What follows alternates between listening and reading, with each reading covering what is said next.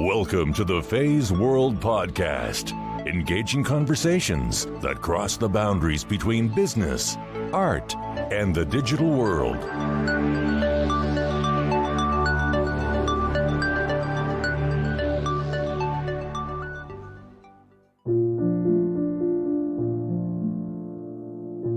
I just knew that was the biggest accomplishment that I had made.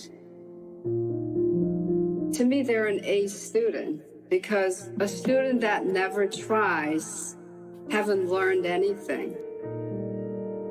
They may be really good, but they haven't pushed themselves any further than what they're already capable of. As these students graduate, because they've seen something from the beginning, they were able to see the results. Had they taken shortcuts, I'm not sure if they would have reached where they've reached. If you master something, then you gotta teach it. And it's not because they can't figure things out themselves, but by teaching it, it allows you to reinforce what you've learned.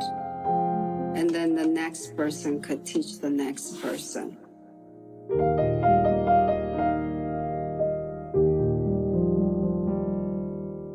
Thanks for listening to the Feisworld podcast. This is your host, Fei Wu. First, I want to take a moment and appreciate all of you listeners for sharing your feedback via emails, text messages, and the new Send voicemail recording app on feisworld.com. Hearing your voices make me so happy, so thank you very much. Welcome to a special episode of the Feisworld podcast in which I am accompanied by 5 guests like never before. They are Sue Brooks, a teacher from the Design and Visual Communications program at Newton North High School here in Newton, Massachusetts, and her 4 students who have been with her for years. They are Marisa, Bradley, Sophie, and Max. They have all just recently graduated from Newton North and will be joining as freshmen at various universities in and outside of Boston. So why did I invite them to Feisworld? The title does not lie. Design, suburb, inner city, Justin Bieber, all of which happened to these 4 students, and also those who are not on the show with us. So it's quite a journey to expect from a high school design program, right? My relationship with Newton North High School Design and Visual Communications program goes way back. In fact, I have served as a mentor since 2011, when I invited a group of 20 students to the agency I was working for at the time called Sapient Nitrile. That same year, I put together a summer internship program and invited 2 students from that program. It was very successful. Fast forward 2 years later, 2 students from the same program, Karen Fan and Felege Gebru, appeared on Feisworld after winning a national design competition and shook hands with our President Obama at the White House. Karen and Felege recalled the experience once in a lifetime, and thanks to Miss Brooks, their teacher, for making it happen. After listening to this episode, I highly encourage you to check out the other one as well. And Karen is a current student at MIT, Felege at Brown, and Felege is actually working as a design intern at Pixar this summer. Sue Brooks and I had an extended conversation a few months ago, and I remember mentioning to Sue that I wanted to find a way to help spread the word, possibly packaging Sue's ideas, teaching, and help students at other schools experience a design education the same way at Newton North High School. She smiled, didn't say much. Turns out she led a group of students at Newton North High School to help out inner city kids. The program was so successful that Marisa, one of my guests on this episode, recalls the students will rush up to her every time and tell her how happy they were to see her. As for the Justin Bieber story, I will have to leave it up to Sophie, who experienced firsthand. Bieber saw Sophie among tens of thousands of fans. How did that happen? Well, thanks to a newly invented product at Sue Brooks' design class. If you are a student, a parent, a relative, or friend who believes in design but not sure how it will benefit people you know, you love, you care about, this is the episode for you. If you're lucky enough to live in Boston or Newton, I hope you get in touch with the school and learn more. And by the way, this podcast or this episode is not sponsored by Newton North High School. This is my personal opinion and observations over the past 5 years. As a professional in the marketing, design, advertising world, I can tell you confidently that there are many options open: visual designer, product designer, user experience designer, illustrators, storyboarders, you name it. If you're listening to this episode and have questions for either Sue or myself, please feel free to reach out by leaving a message on the blog or contact me at Feisworld on Facebook, FEISWORLD. Please welcome the Fantastic Five, Sue, Marisa, Bradley, Sophie, and Max, to the Feisworld podcast.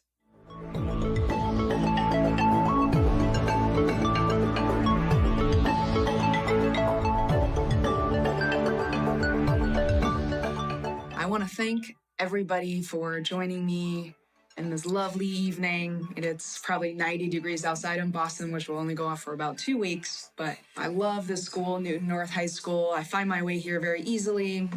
I realize how often I come here. And so the attachment that I have with the school. I'll start it with Miss Brooks, who I'm so happy to have here today. It took a while to schedule this. So thank you so much. I really appreciate it. I want to start it off having you guys introduce yourself briefly, your first and last name, and the grade you're going into as of September. You're going to college, feel free to mention that. And just 1 or 2 things that you learned during the design and visual communications course that are relevant to you. Wow, okay. All right. My name is Bradley Trepanier. I'm going to be a freshman at Mass Art next year, or in the coming few months. And I will be hopefully studying industrial design. I guess that's one thing I guess I could say I learned from design, because there's so many things. But besides industrial design, I guess just the whole concept of failing and realizing that it's good to fail and it's good to learn from your mistakes is a huge thing I learned from design. That I apply to every day, and that's the main thing that always comes to mind, I think. Awesome. My name is Max Hernadez. I'm going to Mass Bay for my freshman year next year, and I'm going to be studying engineering. I learned in this class definitely a lot of, I don't know what I learned in this class. You don't really notice you're learning in this class. You just kind of do something, and then all of a sudden you realize you have something. Yeah. Great answer. Somebody's got to top that. Hi, I'm Sophie Tavolieri. I'm going to be a freshman at Merrimack College. In this class, Ms. Brooks always taught us to hold your ideas loosely. And that is a great tip with all the projects and everything. You can't just stay stuck to one idea. You just got to keep it loose and expand your brain. I love that. I'm Sue Brooks. I'm the instructor here at Newton North High School for Design and Visual Communications. And I would say the best part about my job is being able to see students come through from their freshman year and in their senior year to graduate as such a wonderful adults that love life and my class. I'm Marisa Ng. I'm going to be a freshman at Simmons, and I guess what I've learned in design, especially this year, is to just kind of always be open-minded. I think especially with the field trips that we did this year, I've definitely noticed myself kind of taking in inspirations from everything and looking at textures and colors. But I've also really learned how to challenge myself, and I think that also comes from being your TA for a few of our classes and seeing the kids who really challenge themselves are always the ones who are very creative and open-minded and succeed the most. This may be the most emotional podcast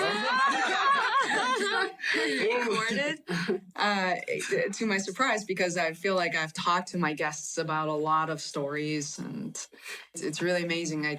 Every time I'm here, I just find that I could forget about everything else for a brief moment, whether I'm here listening to students or if I'm here teaching a class with my mom. And it's always so uplifting. And Miss Brooks always, I think you guys all described it in the perfect way, that I grew up in Beijing, and all the teachers are always front and centered, and they're always doing the talking. And we are left with very little time for thinking. But Ms. Brooks always naturally fade into the background, but the students are having a discussion. So I'm really, really pleased to hear that. I have a few really selfish questions as well to get into, because I feel like in the years I've known Ms. Brooks, dated back in 2011, as much as I try to stay involved, there's so many stories. Every time I come here, I feel like, wow, I feel like I missed out on a number of things. One of which is happened at Orchard Garden School last year, where there was a project called Seeds to STEM and Design. And I would like to learn just a little bit more about that first. And I think that really translates to not only what, Miss Brooks taught you guys, but you guys are able to extend that love and education to communities beyond Newton itself. So tell me a little bit more about that, Marisa. Well, I think that me and my partner had a really interesting experience in that, especially since a lot of the students that we ended up with ended up speaking Spanish, and Spanish wasn't something that I had learned in the school year or in ever even in middle school. So it was a good opportunity for my partner to kind of connect to them in that way by speaking Spanish and practicing in Spanish. But then it was kind of a challenge for me to connect to them artistically. And even I think we had that one girl who I think seemed to struggle to really connect to the whole project. But I think once we kind of found out that sitting down and drawing was kind of more her thing, that really helped our whole team dynamic. And Marisa really spent a lot of time with her, just drawing with her. And that was the individual attention that she needed. And that was area of her interest instead of working with the electronic components. Wow. Is it possible to maybe give some context and some background to how this project started and what it was about? Sure. My interest in working with the inner city students started when we were working on the Invent team. It was just a crazy year. We had worked day and night on the project. And I think it was around in May when I was exhausted and we were trying to get ready for a presentation at MIT. I just sat back and thought to myself, gee, wow, if I could do this and help the students to get this far with this project, working with Lemus and MIT, I would really love to go into inner city. And that's when I realized the potential for this project. And then we ended up going to STEM conference in September. And I asked two of the juniors, they were juniors when we were working on the Invent team. And they were seniors at the time, the year after. And I asked them, would you guys be interested in going into inner city to teach them how to build a pedestrian alert system? And they said yes. And then we were able to get some grants from different companies. And that's when I started recruiting students to join in on this endeavor, and which is building the curriculum, using the curriculum that we had already built for the Ethiopian school that the Invent team was working with. And then from there, building another set of curriculum to work with Orchard Gardens. And the students came every day after school for almost a year. And then year after that to practice. And then we went in to Orchard Gardens and working with citizen schools. Yeah, Citizen School is quite known for the after-school program. Yeah. The apprenticeships, yeah. Mm-hmm. Yeah, which is what we were. Apprenticeship, right? Yeah. Yeah. We got But the thing that I distinctly remember about the whole experience is after when we went in on that first day, or the second week that we went in there a total of 13 to 14 weeks. And after that second week, and working with the students and meeting with the students, and I saw the excitement that my students felt, but the students at Orchard Gardens. And the next day I just woke up and I felt, or I just knew that that was the biggest accomplishment that I had made, more than having my students present the Pedestrian Alert System to President Obama. Yeah, which we recorded in a different podcast. Yes, yeah. So I'll stop for now. So that was.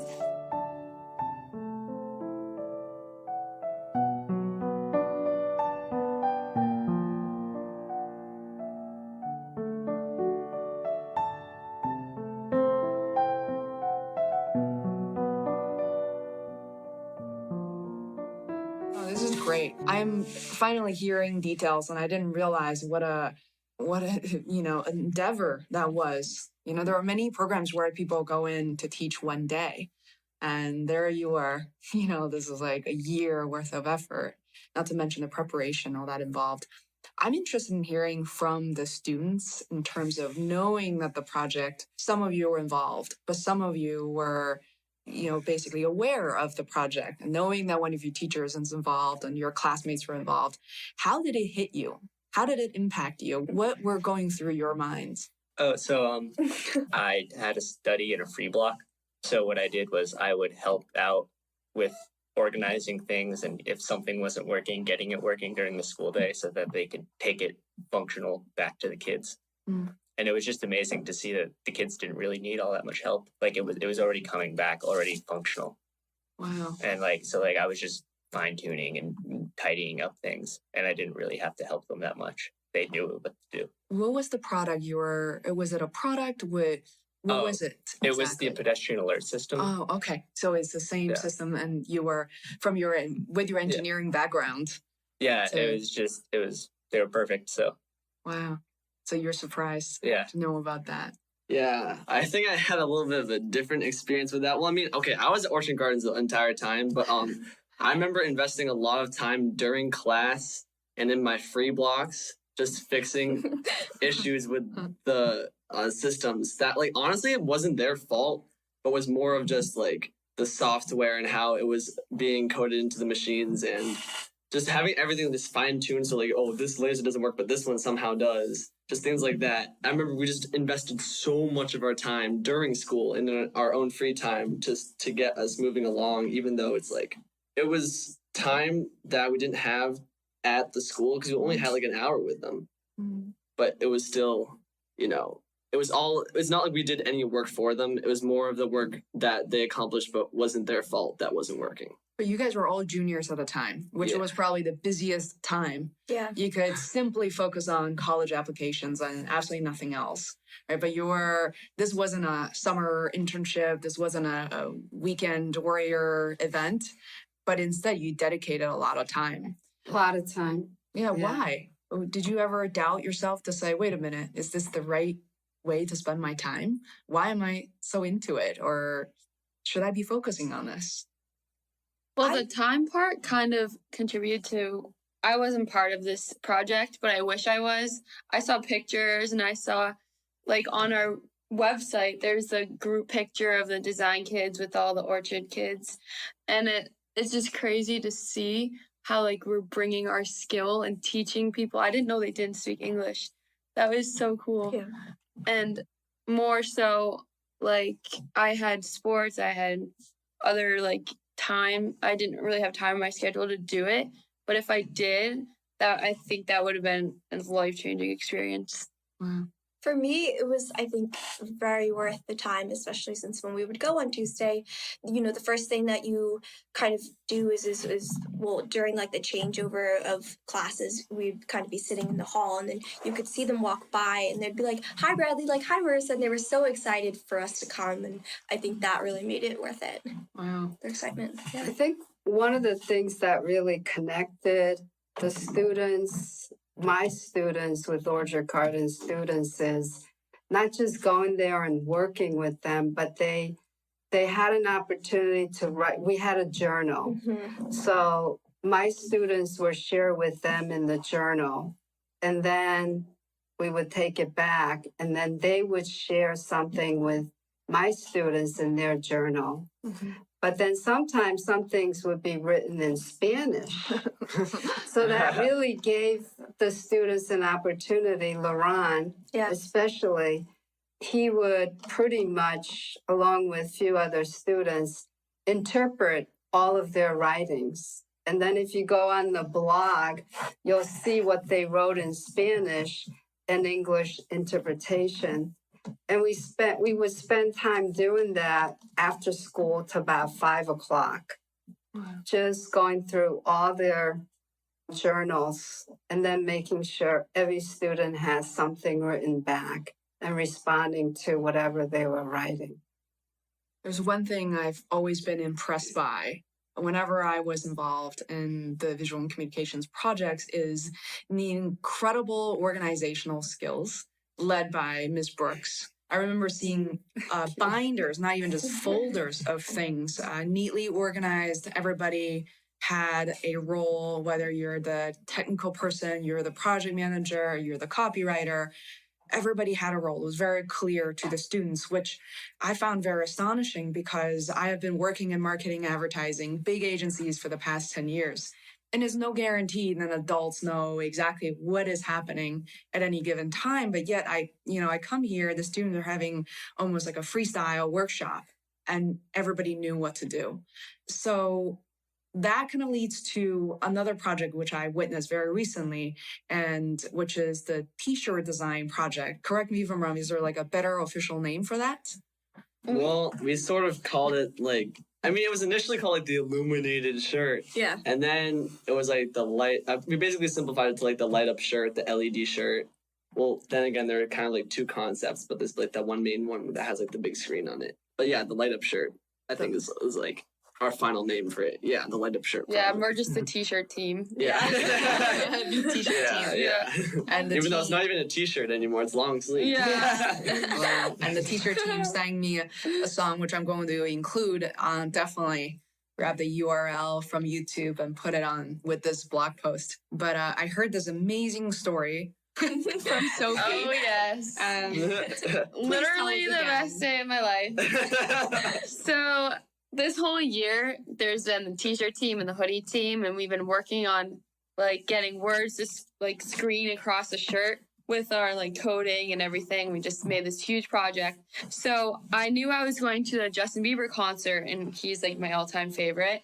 And I was row 8, so I was fairly close to him. And I thought, how do I get him to notice me? So I'm I'm going to wear the shirt.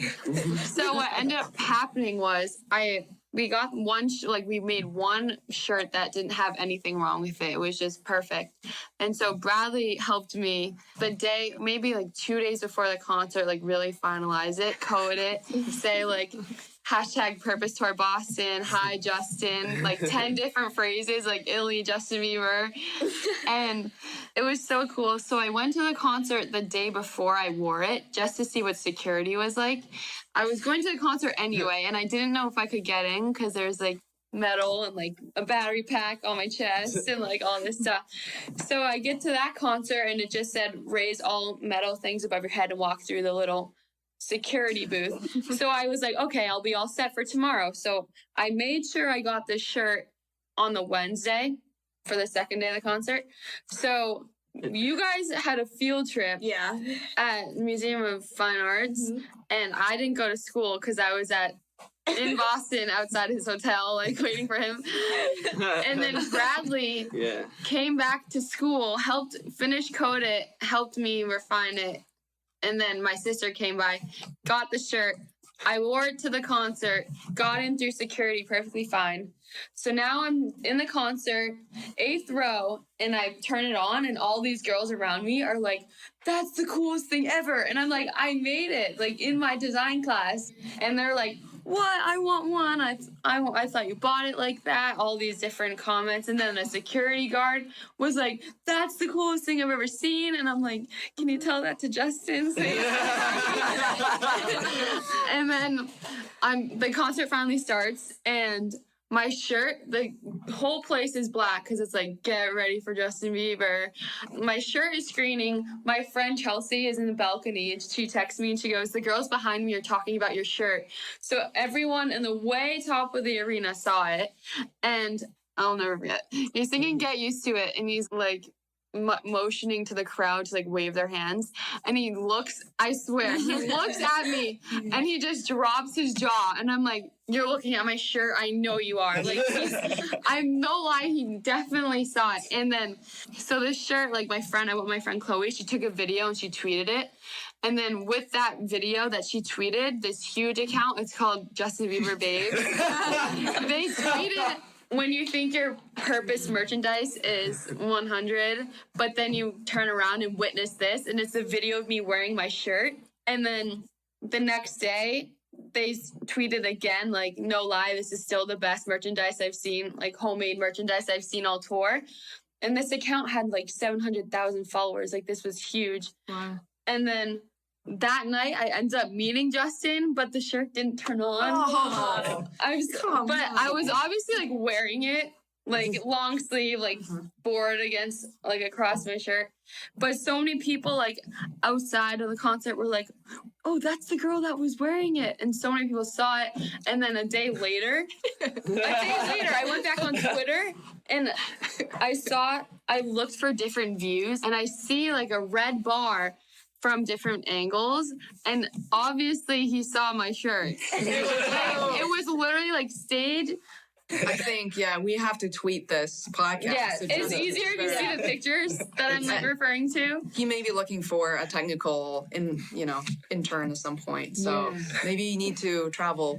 Man, it was the best. You'll never forget that. That's never. Story, a product you design on your own. Yeah, and all the attention, but also like me broadcasting like hi, and like I knew that I lit up the whole place. Like so many people saw it. It was just so awesome.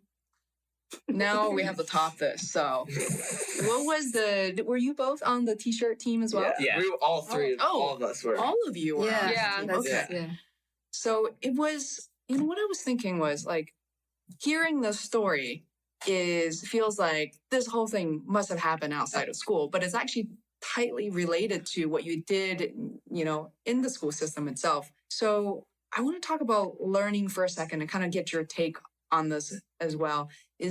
How is learning within design and visual communication differ from, other types of learning outside of this room at Newton North, or perhaps beyond your high school experience altogether? What was it like, your memories of elementary school, middle school, till high school, and you get to do this? It's like I definitely have, and there's just so much about it that's different. But I think like one giant thing that definitely makes it different than like regular just core classes at North is the fact that it's really learning by experience and learning by doing, not by hearing or listening, just sitting down and just watching something happen. There's very little of that. If there is, it's because somebody's giving a presentation about something that they worked on and you're taking notes. You're always involved. It's never just sitting there and just mindlessly just looking at a screen. You're always taking notes. We're always engaged with what's going on.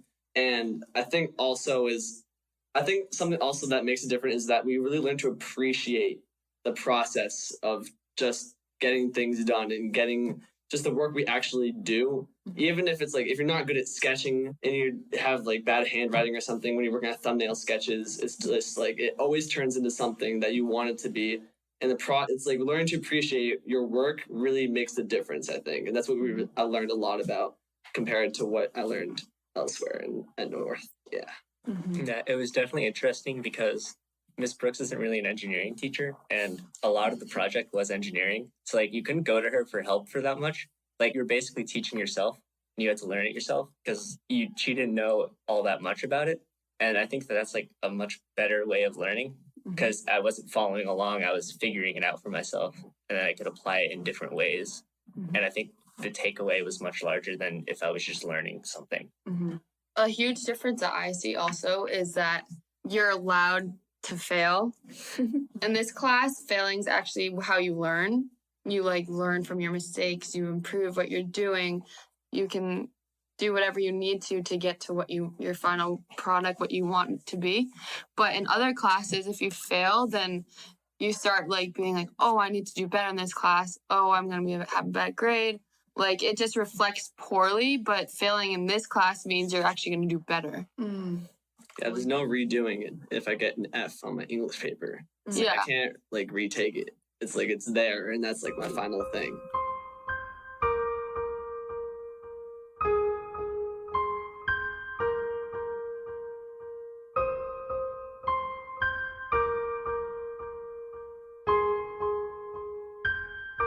That leads me to think, Ms. Brooks, how do you grade your students at a high level? Obviously, much of that depends on the individual, but how do you go about grading your students? Well, I think the whole concept of design is you have a clear design process. And I have the students go through that design process, which is pretty rigorous. And in many ways, there has to be some level of trust by the students. So by the time they're major 3, they've had me since pretty much their freshman year. So when they come as a freshman, the whole idea of sketching does not appeal to them at all. But they get to see the results of their labor. And then as they move forward, they have to trust my method of teaching even more, the design process, which is you start from the beginning, which is the marketing and understanding what the audience wants and all of that. And then they just have to trust that if I tell you you need to do this, then this is what you need to do. And because I think a lot of it is the students willing to trust the design process and the follow through. And my expectation is just try it. You have nothing to lose. If you have to sketch, then this is how you go about sketching. And then let's see what you have. And if it looks horrible, then we try again. What usually happens is those students who follow through is the people that fail and then follow through and keep going. To me, they're an A student because by failing, or a student that never tries or doesn't want to try, haven't learned anything. They may be really good, but they haven't pushed themselves any further than what they're already capable of. I think because compared to you guys, I'm almost twice your age. And I can absolutely echo that feedback. Because when I was 17, 18, I thought, man, by the time I'm 30, I need to check all these boxes and something better happened for me by then, right? And I think, Ms. Brooks, you taught me a lot of things just by inviting me to be part of the process. This even before I met you, before I started creating the podcast. And there's a lot of sleepless nights. There are a lot of having a full-time job. I'm trying to work on this until 3 a.m, 2 a.m. You're standing there thinking, well, this may or may not work. I mean, what is the purpose of this? But then each and every time I think of your teaching, I actually bring myself back to the table. And so many different experiences have happened to me. And as a result, most recently at the beginning of the year, I was able to quit my job and do this full time and pick up new clients. Now, that didn't happen when I was 18 and a half. I turned 33. So I have to say that you have to believe in the process. And it's such a powerful statement and definitely not to be understated or overlooked. So you guys have a very long way ahead of you. And this is something that you should always look back upon when you're in college. Because what I realized, college, very different than high school, is all of a sudden a lot of the structure disappeared. There are very few teachers like Ms. Brooks. Classes are all over the place. Schedules are all over the place. There are a lot of gaps you have to fill in. Do I go play the pep band? Do I join this business club? Whatever it may be. But you don't know which permutation is going to work perfectly until you try it. So that would be my advice. As these students graduate, because they've seen something from the beginning, and really following through the process and not taking shortcuts, they were able to see the results. Had they taken shortcuts, I'm not sure if they would have reached where they've reached. Mm-hmm. I don't know. Maybe you would feel I was like, so a month before school ended, I kind of just remember just like sitting down, just staring off into the distance like I usually do, and just thinking like, wow, we actually did it. Like we actually made a shirt that lights up and can say anything we wanted to. Mm-hmm. And I remember thinking of that concept as a team like before, like at the very end of junior year. And I didn't really expect us to like really make a product like that.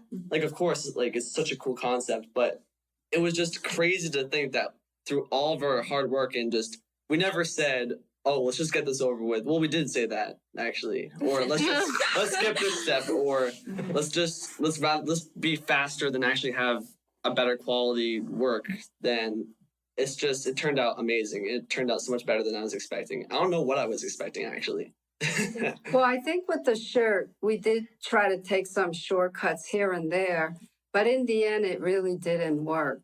And then we had to keep on going back to prototype and refining it. Would you say that's true? Oh, yeah. Oh, yeah. So, like, I do let them go ahead and take shortcuts because personally, I just want to know, okay, is that going to work? But then if it does, in most cases, it doesn't work. So, I'm able to say, okay, so we got to go back a little and go back to where we were. Have you guys been able to leverage the skills or ways of thinking and learning within design and communications to other areas of your life? Yes, 100%. Well, I think the most common thing I usually I've been asked this before, and what I always say is that I remember I was in English class one time. We were having a Socratic seminar, and we have people who there's a circle in the middle, and we have people on the outside taking notes, and they each have a card that has a certain question or thing on it that they have to do the entire time while the seminar is going on in the center. And one of the things someone had was how many times some people who ask the most questions, or people how many times people ask questions. And I remember going back and seeing that sheet, and here's everybody's name, and here's my name. It has a million tally marks next to it. And what I realized is that earlier, a half a year before that moment, we were learning the process of what was it? Just the whole importance of asking questions and looking at the advantages and disadvantages of a question, and where that question can lead you to a better solution, not necessarily an answer, but just a direction. And I realized that I've been using that mindset but this whole time by accident.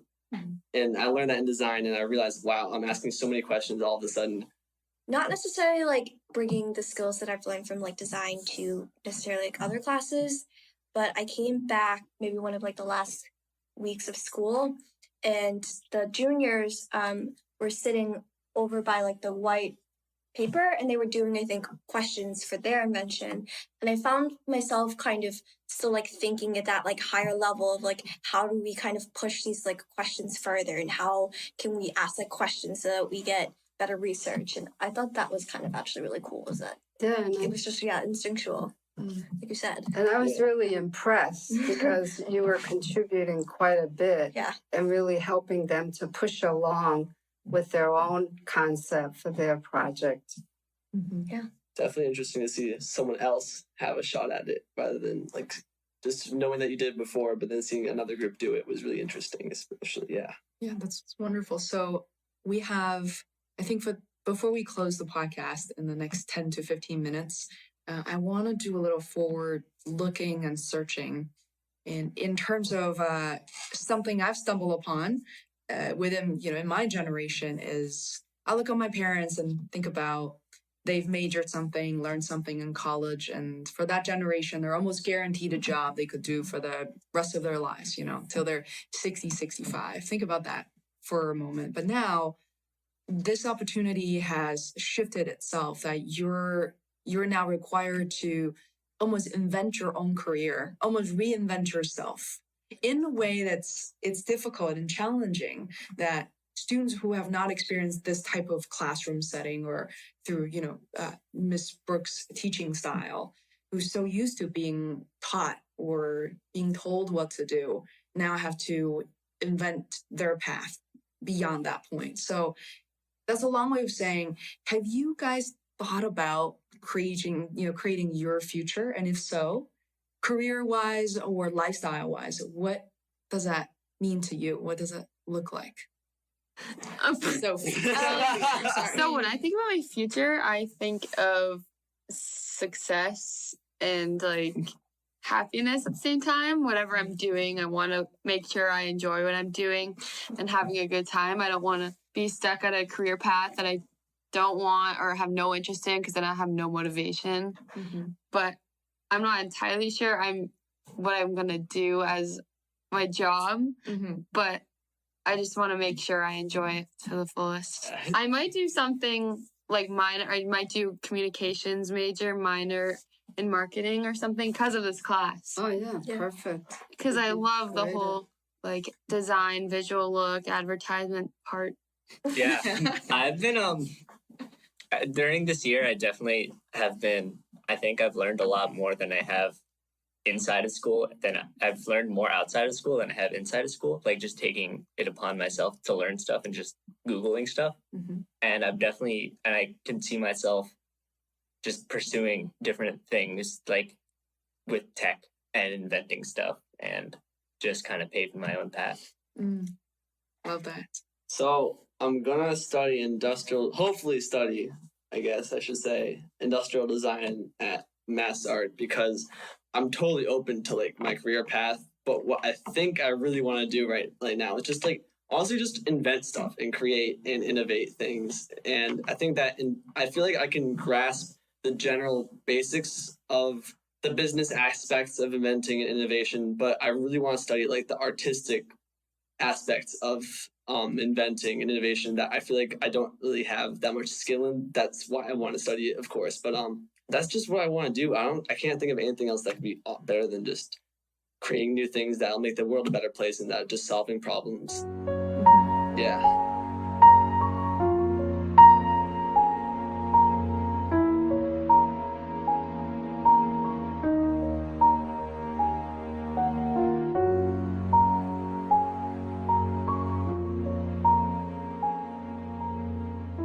Yeah, some of that could be just observing what's around you, what isn't working, what works really well. Yeah, I've kind of, ever since we thought, like, I remember, like, at the end of the junior year, when we were doing our, like, seminars, like, after school on Mondays, how we were supposed to start, like, just in our daily lives thinking about stuff that didn't really work as well as we would wish it would, or just random problems we would have during the day. It's like I started just sort of randomly every so often just think of those things and how it could be improved, or things that have already been invented that I wish or think would be really cool to have a better design that haven't been reinvented in years. Like, I think all of you would make a great teacher. Yeah, it's interesting. I remember when I was going through school, when you experience a really good teacher and all of a sudden half the classroom want to be teachers. Yeah. At the end of that semester. That's so true. Yeah. You realize the impact you could have on other people. Yeah. Right? But also, I think one of the skills that I really try to not enforce, but pass along, which is if you master something, then you got to teach it. And it's not because they can't figure things out themselves, but by teaching it, it allows you to reinforce what you've learned. And then the next person could teach the next person. Yeah. Sort of like the handoff we did for the invention. Yeah.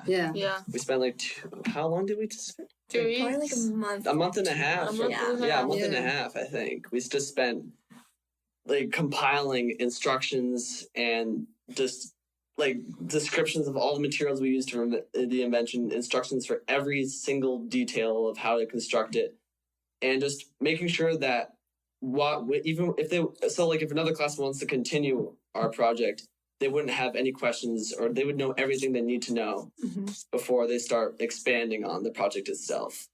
So everything that we accomplished, they would be able to learn about just within what we wrote, like for the handoff. In the real world, it's called a transition plan or like a handoff plan. Yeah. Which is very powerful. And you'll be surprised that many people don't do that. Not sure if it's on purpose or, when people leave a position they've held for a long time and without any paper trail information, it really paralyzes the company. Well, what I tell them is if you want your project to have legs, you have to do the handoff, or else it won't have any legs. So if we want to do the orchard garden thing again, by using the information that you guys are passing along to whoever ends up going to Orchard Gardens, they will have a place to start. And then they will expound on that and make whatever you leave behind, it's going to grow even further. That's beautiful. It's help.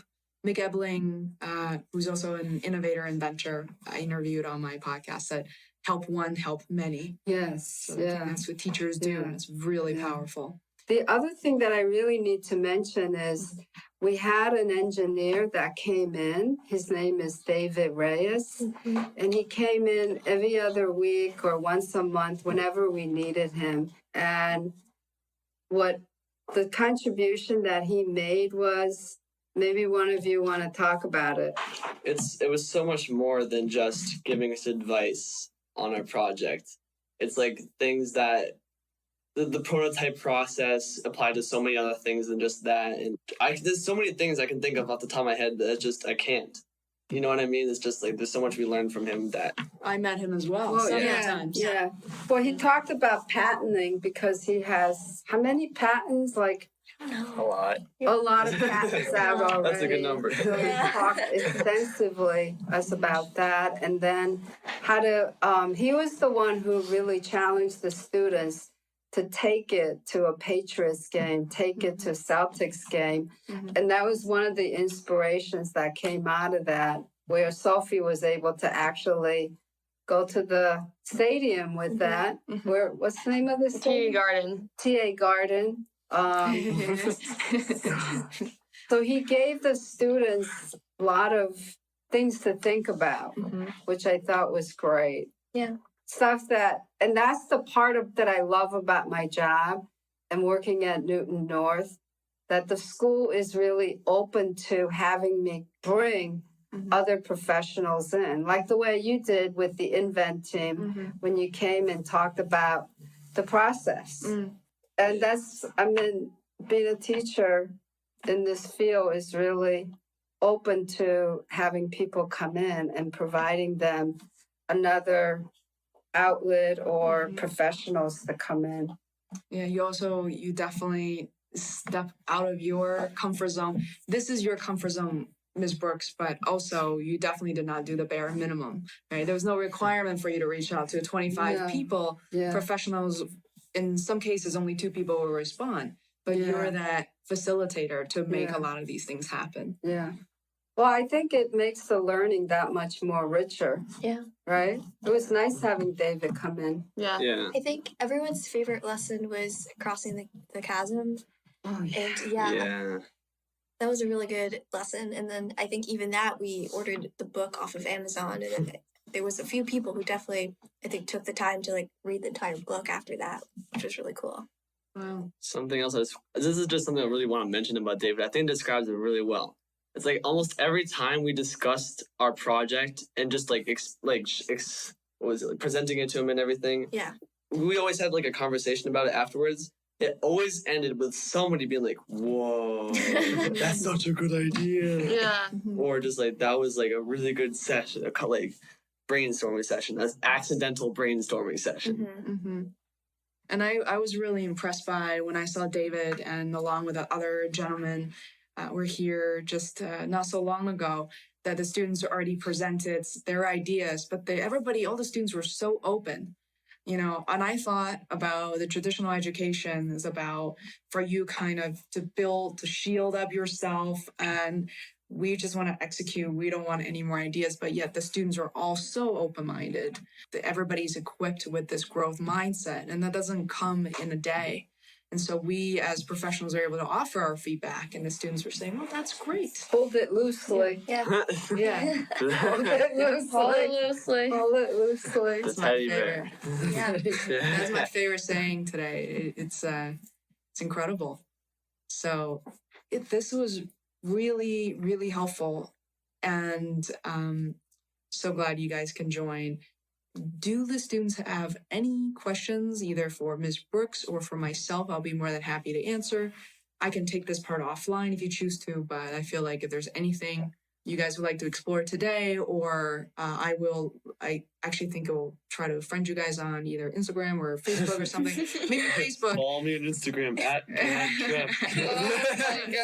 Yeah, just so when I publish the podcast, I want you guys to be able to see it, and you can share it and all of that. But Faye, I really want to thank you for coming. You've always been an inspiration to me. And I still remember that first conversation that we had over the phone yeah, when we talked about inspiring students. And I don't know if I should say this, but especially, Asian students, because a lot of them are really pushed to go into medical fields or engineering, something that pays a lot of money. But we had that conversation and how important design and art was to our society in general, and the importance of nurturing that and trying to change perspective, especially to Asian community. I absolutely agree. We have With that, and there's so much pressure. So much of that is unnecessary, and there's so many not just Asian women who are really, in my opinion, like blossoming in the U.S. More than just Michelle Phan, and then there's just so many names out there.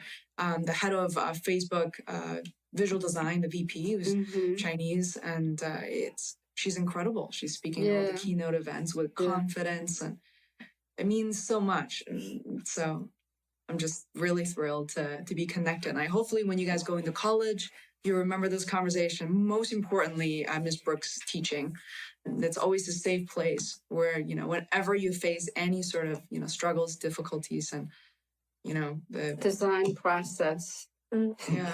Fail at least 7 times a day. And also, I really want to thank you guys for being here. Just having you guys here makes me smile. It really does. And it just means that you guys want to be here. You wanted to do this. Thank you. Yeah. We still ask questions? Sure, of course. I'm just curious, where did you go to school? Like college and stuff? Or did you go to college? Yeah. Oh no, I taught myself everything. I actually came to this. I grew up in Beijing, and I came here. I went to Freiburg Academy in Maine, and then I was there for 1 year, and I went to Northeastern to study computer science and math. Oh, cool. Yeah. Okay. So my first job was in programming, but I realized that there are ways to improve project management literally within the first year. I noticed that the entire team was struggling, and I was 22 years old. It's like, why are we struggling? There's so many things that we could avoid. So I very quickly started pursuing project management. Cool. That's awesome. Yeah. Well, can you share with them the transition that you made at Sapien?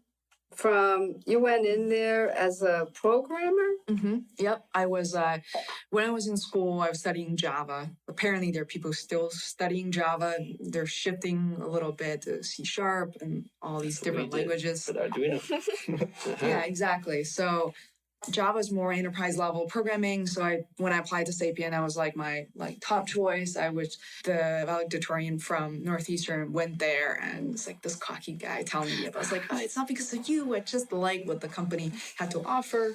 So I remember when at the interviews, everybody's from MIT, Harvard. It was scary as hell. But so I got in. I was a programmer, and I was traveling a lot. But the transition, I just mentioned a few things that it was definitely not supported by anybody. That was a big thing. You've only been doing this for a year. You don't know what you want. I'm saying things like, I'm 22. I don't know what I want. Do you know what you want? And so I started pursuing that transition. So the way you do that is you start to find people you can trust and your advocate, people who believe in your story because you believe in it, and try out different things. When I switched over, I didn't actually switch right over to PM. I went into business analyst to understand the system and write requirements and all that. And after that, I was like, wow, I don't want to do this for too much longer. So PM was actually my second stop, third. So it was not supported. But when you believe in something, believe in the process, there are a lot of things you have to learn outside of what the company has to offer, whether that's maybe taking a course, Googling things. These days are fantastic. You go to Udemy, you go to these like plural site, you can learn so much on your own. And it's about practicing, making friends, taking PMs out, other project managers out to lunch and say, what is that you do? Have lunch with another person and say, oh, wow, your team is different. Your projects are different. And all of a sudden, you know more than a PM does. And it's, yeah. Actually, that's what I do in this classroom, which is project management. Yeah. Because I did that for 4 years, but we never called it PM. And I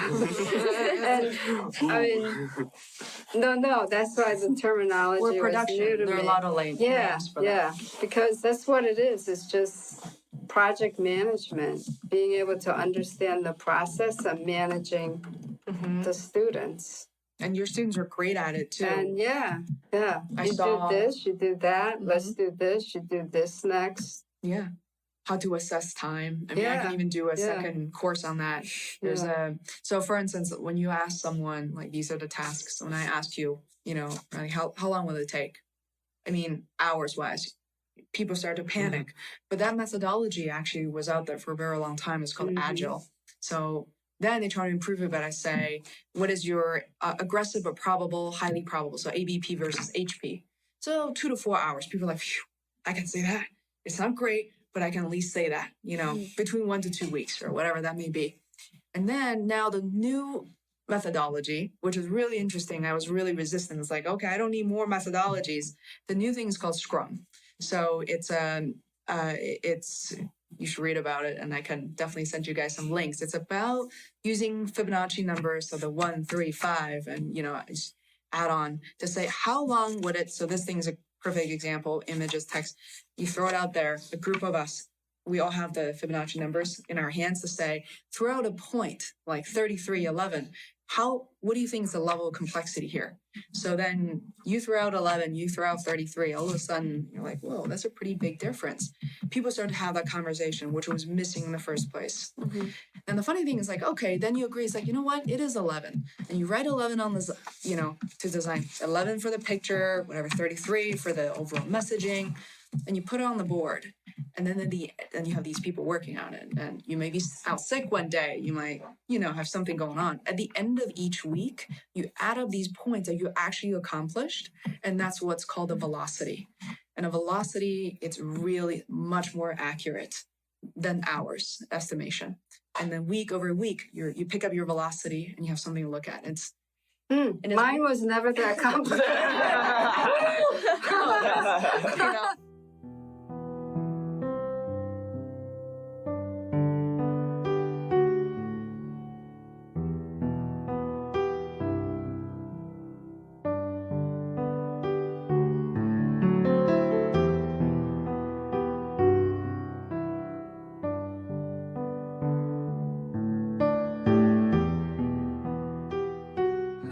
Know your audience too when you have 15-year-olds in the class. You want to or 18-year-olds. Jeez. But it's really fun once you use it. It's a lot to talk about. But once they sign me up for a course. That's another thing company will offer you to do, and they send you to these like $2,000, $3,000, $5,000 courses for free, right? Free to you, and then you come back. You can teach your team and practice and see what works. And you have to always modify it. It's never apples to apples. So, yeah.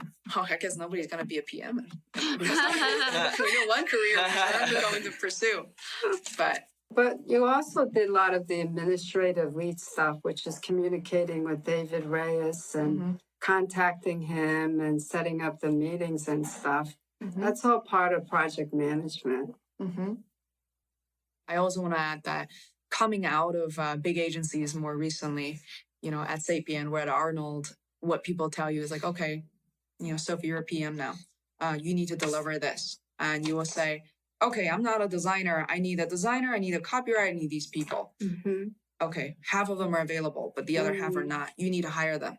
You need to write the job description. There's a lot of that going on. And now the world I'm living in, being the free range consultant, is more like people say, not even this has nothing on it. And they'll say, I need to get this thing done. Well, I don't even know what this thing is. You need to get it done. Yeah. So, and all of a sudden you eliminate a lot of competition because you can come in and say, I don't know all the answers just yet, but I'm going to figure it out, which I think it's the most important lesson that you learned in this class is I don't know the answers, but I know the right questions to ask. Yeah. That reminds me of something. Okay, this is like going way back to the beginning of this podcast. All right, something I learned in this class that I definitely know that everybody else learned because I just remember just seeing like random examples of it is being able to like just knowing to take risks and when to take them in so many different ways. Like going, whether it be buying materials for a certain thing or learning to code for a certain degree or just things like that, or whether it be like asking somebody to do something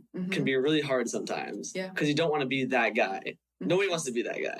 I don't want to be that guy. That's what the PM has to do sometimes. Yeah. And I realized that like, I mean, I remember doing that plenty of times, but I definitely have seen so many other people do that too in class, just like on small scales or just because everybody's like, we're all working at the same level. Is what we really realized, and we know that we're all trying to build up together as a team and being able to take risks in just socially and what we're actually doing for the project. Socially, technically. Yeah. Yeah. I think I've definitely applied that like outside of this class too. This is wonderful. Thank you so much. And I've gone over my 1 hour. I know you guys are all very busy. Wow, it's been an hour? That's crazy. Thank you very much. Oh, thank you for being here. To listen to more episodes of the Feisworld podcast, please subscribe on iTunes or visit feisworld.com. That is FEISWORLD, where you can find show notes, links, other tools, and resources. You can also follow me on Twitter at Feisworld. Until next